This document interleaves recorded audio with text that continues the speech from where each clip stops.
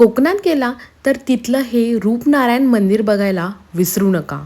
अगदी नावाप्रमाणेच खूप सुंदर आहे आणि फार काही लोकांना माहिती पण नाही आहे. तर हे दिवेआगारमधलं खूप सुंदर असं मंदिर आहे. सो आम्ही कोकणात तिथे गेलो होतो आणि फेमस असे सुवर्ण गणेश मंदिरला पण जाऊन आम्ही भेट दिली आणि त्याचबरोबर आम्ही भेट दिली या उत्तरेश्वर मंदिरला. त्यावेळेस खरं तर होती दहीहंडी म्हणजे गोकुळाष्टमी. त्यामुळे दिवेआगारमधली गोकुळाष्टमी आम्हाला आमच्या डोळ्यांनी बघता आली, जी की खरंच खूप आगळी वेगळी होती. तिथल्या अशा गेटअप केलेल्या लोकांसोबत आम्ही खूप सारे फोटोज पण काढले आणि तिथली ही दहीहंडी कशी खेळतात हे खरं तर बघितले पण.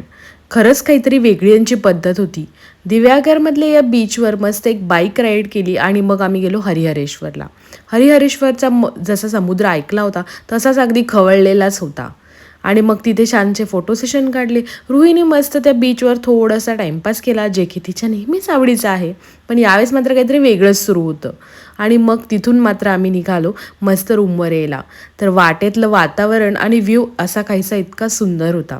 डिटेल व्लॉग मी ऑलरेडी पोस्ट केलेलाच आहे.